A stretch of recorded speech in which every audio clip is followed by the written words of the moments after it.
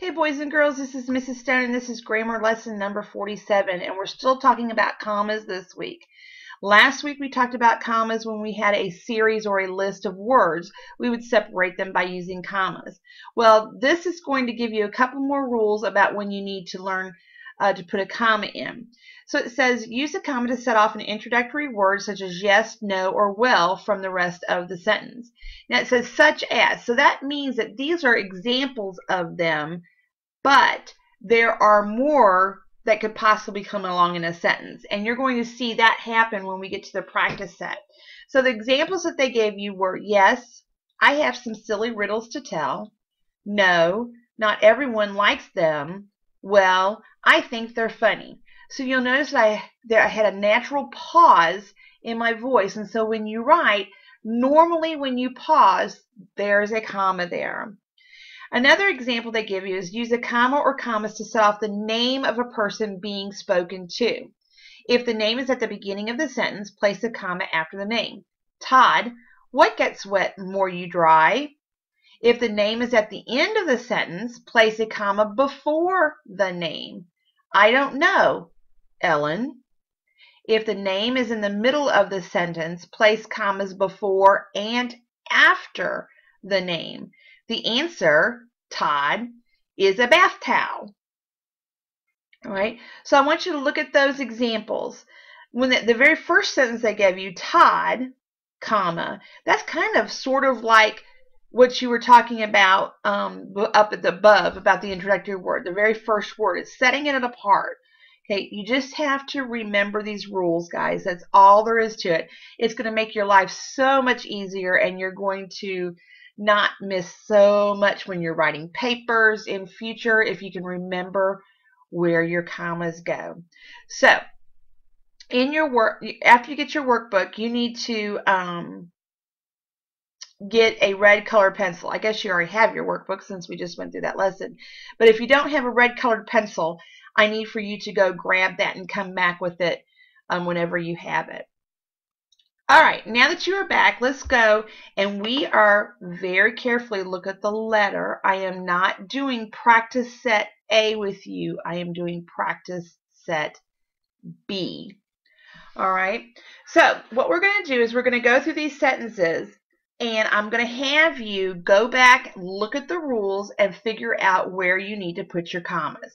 So I'm going to do number 1 with you, and then you're going to do numbers 2 through 15 on your own, and then you'll come back and we'll check them together. This is what you're going to use your red colored pencil for. Instead of making your commas with your normal pencil, you need to use your red colored pencil so that I can make sure that you were following along in my lesson, and also you can see them better. So let's look at number 1. It says, do you know a place, Bob, where you can always find happiness? All right.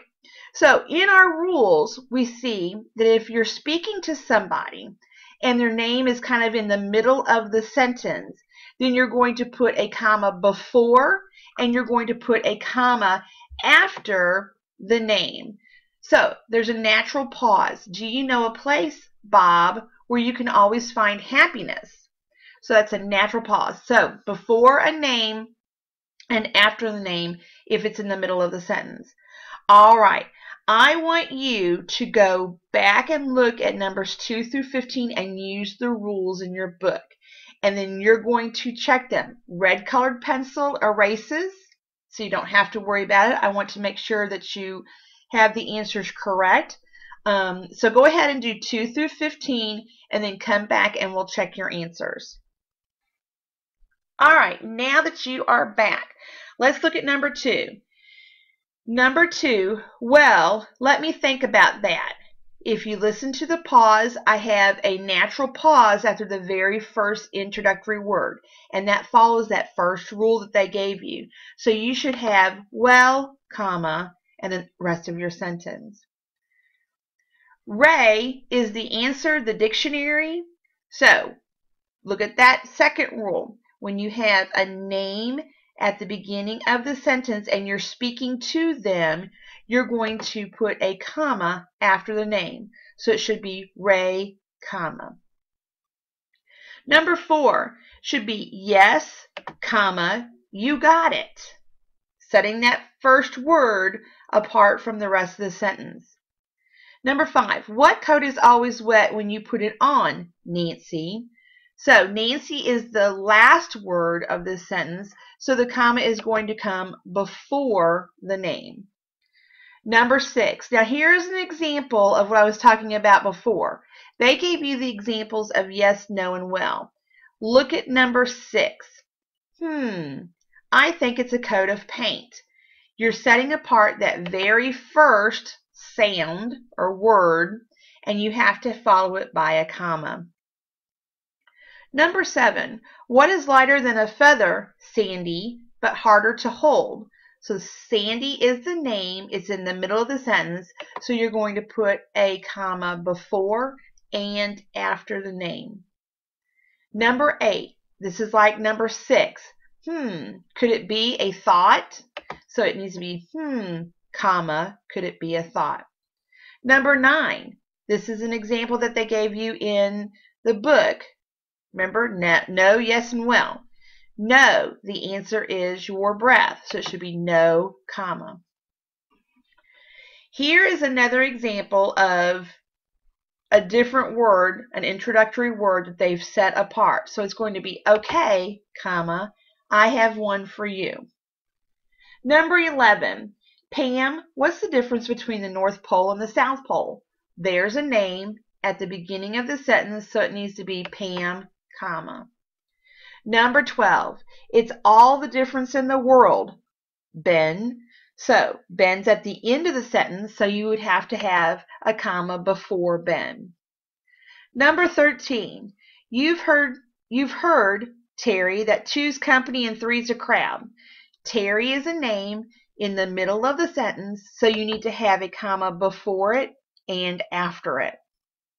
Number 14, well, do you know what 4 and 5 are? It's an introductory word at the very beginning of the sentence, and so it should be well, comma. Last one. Yes, I know that 4 and 5 are 9. Yes is the introductory word, so it needs to be yes, comma.